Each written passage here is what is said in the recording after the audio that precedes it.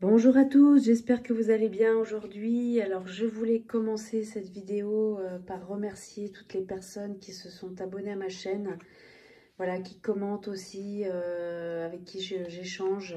Vraiment, ça me fait vraiment chaud au cœur, merci beaucoup. Ça me donne, voilà, ça fait vivre la chaîne, hein, tout simplement. Donc voilà, je vous remercie énormément, ça me fait très très plaisir. Voilà, donc je voulais aujourd'hui vous présenter un tarot qui est le tarot mystique de Catherine Wellstein, qui est une pure merveille. En tout cas, moi, je l'aime énormément. C'est mon tarot préféré. Il faut aimer le genre d'illustration, mais voilà, moi, je trouve qu'il est... Je le trouve très accessible. Il est poétique, voilà, il est magnifique. Je vais vous le montrer juste après. Je voulais juste faire une petite aparté sur le tarot. Pour ceux peut-être qui débutent et qui cherchent un tarot qui leur plaît et avec qui travailler, voilà, donc je vais vous le présenter juste après, mais je voulais juste revenir sur le fait qu'un tarot, c'est toujours la même structure, peu importe le thème proposé. Donc c'est toujours 78 cartes, ça ne change pas du tout. C'est juste le thème, les illustrations qui changent, mais autrement la signification des cartes en elles-mêmes, c'est tout le temps pareil, que ce soit un tarot sur les animaux, sur les fleurs, sur ce que vous voulez. La signification reste la même. Il y a juste une touche personnelle de l'auteur qui est ajoutée. Mais voilà, c'est toujours la même chose. Donc ça, c'était la première chose que je voulais dire. Ensuite, il y a les deux tarots les plus connus, parce qu'il en existe plusieurs. Les deux tarots les plus connus, c'est le tarot Rider-Waite. Donc, c'est le tarot que suit celui-ci, le tarot mystique.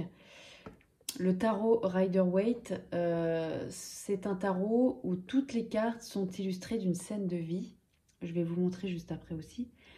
La différence avec le tarot de Marseille, qui est très ancien, et voilà, le Rider-Waite est beaucoup plus récent, même si il date un peu, il a plus de 100 ans aussi, hein.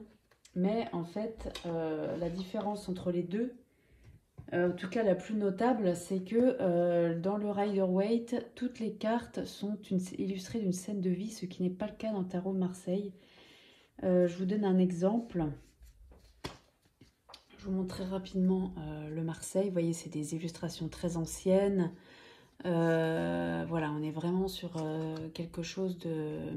On sent que c'est ancien, quoi. Et en fait, vous voyez, ça c'est une arcane mineure. Donc là, c'est le 3 de coupe dans le tarot de Marseille. Il n'y a pas vraiment de scène de vie. On a 3 coupes et c'est tout. Voilà.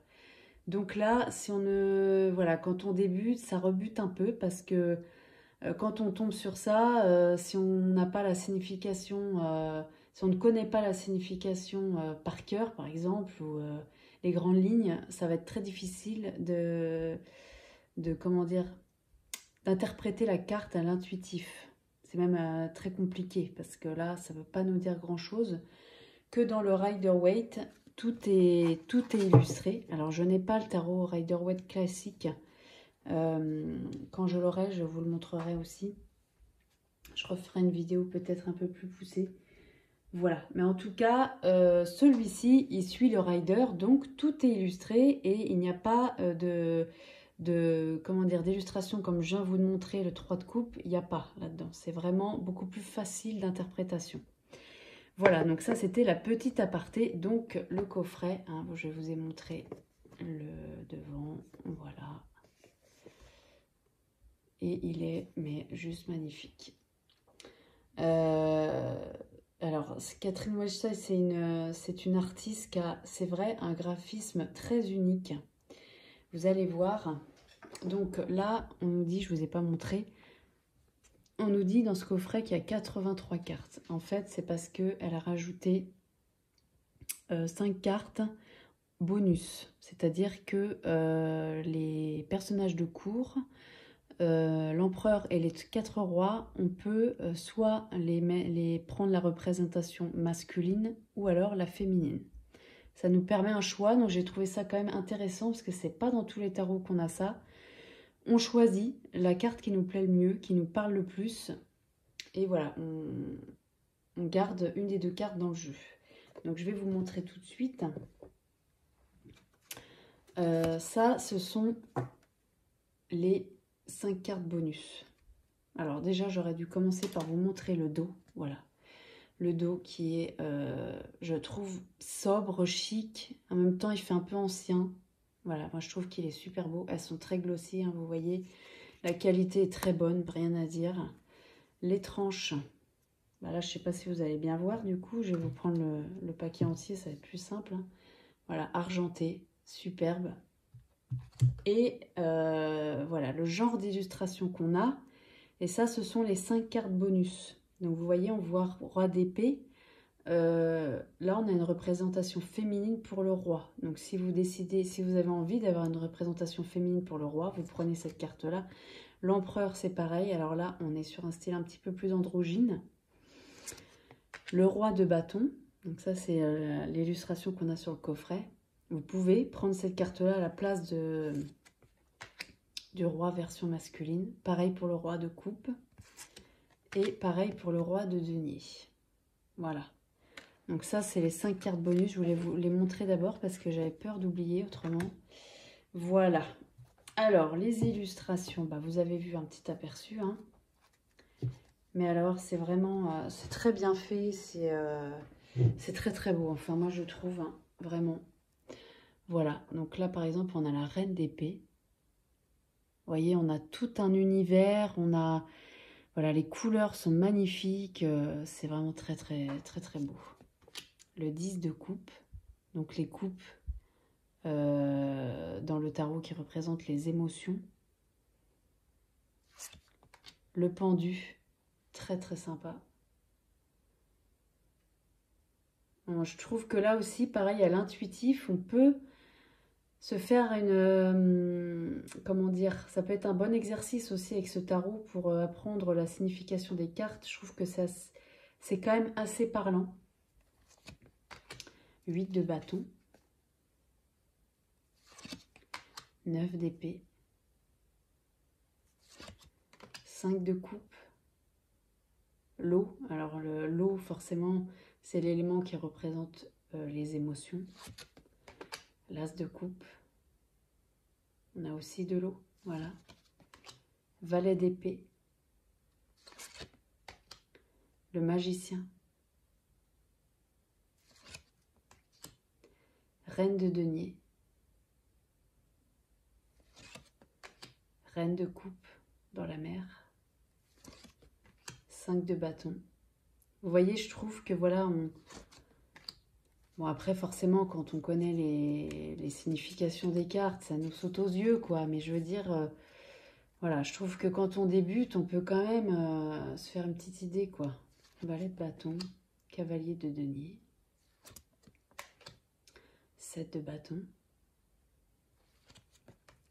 10 de bâton, 8 de coupe. Alors celle-là, elle est superbe, quoi. Franchement, regardez tout ce qu'on a sur cette carte.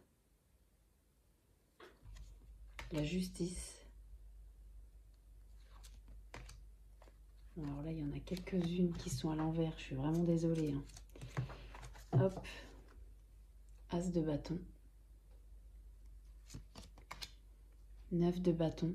Vous voyez, avec toutes ces cicatrices, là, c'est pareil, c'est assez parlant quand même. Hein. Valet de denier. Les amoureux. C'est original, hein. 3 d'épée. 8 de denier.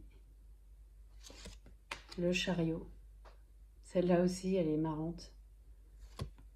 Roi de denier. Alors là, vous voyez, par exemple, ça, c'est celle que j'ai... Elle fait partie de celle qu'on pouvait choisir. Donc moi, j'ai choisi de garder la représentation masculine parce que je la trouve magnifique, cette carte. Mais sinon, vous pouvez mettre celle-ci à la place, par exemple. Voilà. L'étoile. La grande prêtresse.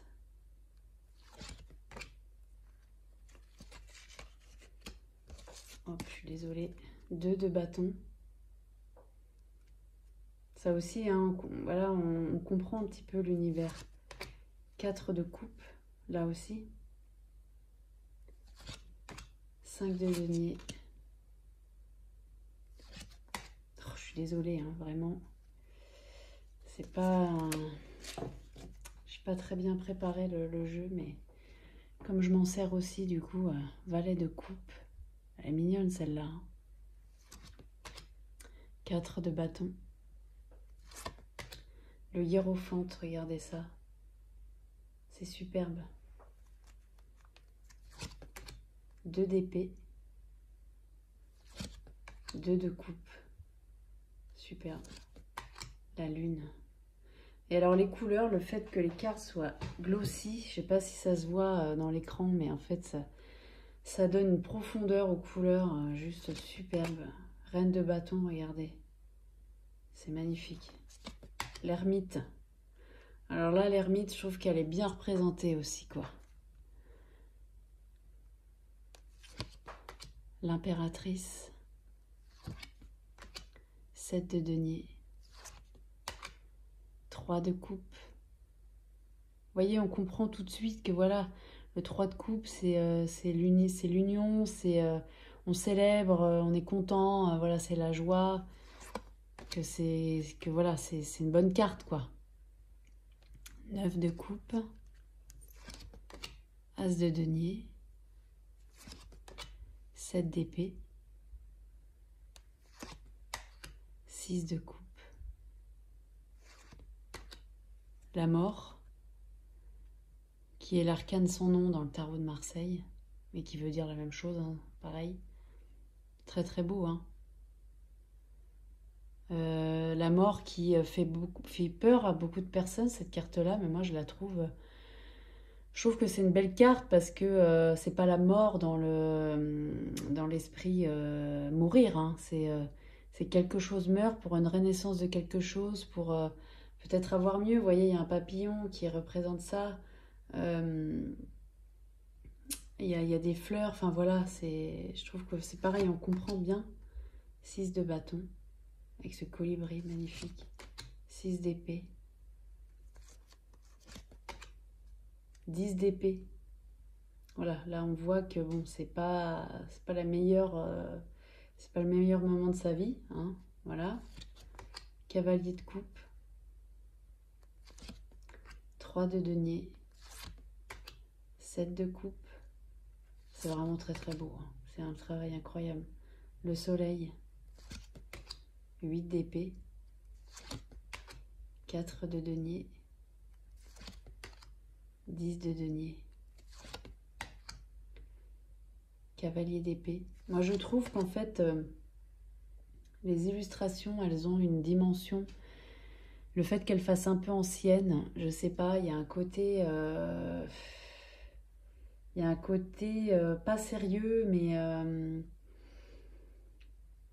je sais pas. Je trouve que ça va bien avec le tarot en fait, parce que le tarot c'est un outil qui est quand même très ancien. Et je sais pas, là je trouve que il y a un côté ancien aussi, hein. Vous voyez les illustrations, les personnages. Voilà, je trouve que du coup, bah, ça va bien, quoi. Ça s'y prête complètement. Alors après, il y a des tarots sur plein d'autres sujets, des sujets très très modernes aussi, hein. Voilà, il n'y a pas de souci, mais moi, je sais pas, je trouve que là, ça fait un peu œuvre d'art, quoi, vous voyez. C'est un peu ça l'idée. La tempérance, le monde, le fou. Donc ça, c'est la première carte du tarot. On commence avec le fou et après, il fait son voyage jusqu'au monde. Voilà, ça c'est la première et la dernière carte. Voilà. Enfin, la dernière carte des arcanes majeures, hein, voilà, parce qu'après on a vu toutes les mineures, ça continue. 5 d'épée. 3 de bâton. La roue de fortune. As d'épée. Cavalier de bâton. 4 d'épée.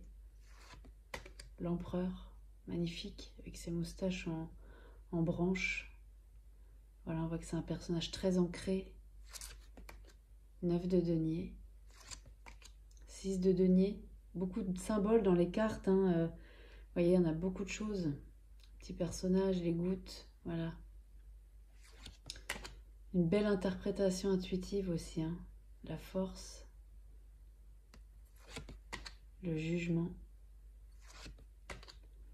2 de denier, la tour, magnifique, roi de bâton. Là c'est pareil, on a, ça c'est la représentation masculine et là c'est la féminine. Pareil au choix, hein, vous choisissez laquelle vous voulez garder. Et le roi de coupe c'est pareil, ça c'est la masculine et ça c'est la féminine. Voilà. Voilà, et bien écoutez, c'est la fin de cette présentation. J'espère que ça vous aura plu. Voilà, n'hésitez pas à commenter, à me dire si vous avez ce tarot. Je sais que beaucoup de personnes l'ont hein, aussi. Il a plu beaucoup celui-là. Voilà, donc n'hésitez pas à me dire. Voilà, bah écoutez, j'espère que cette vidéo vous aura plu et je vous dis à très bientôt. Merci beaucoup.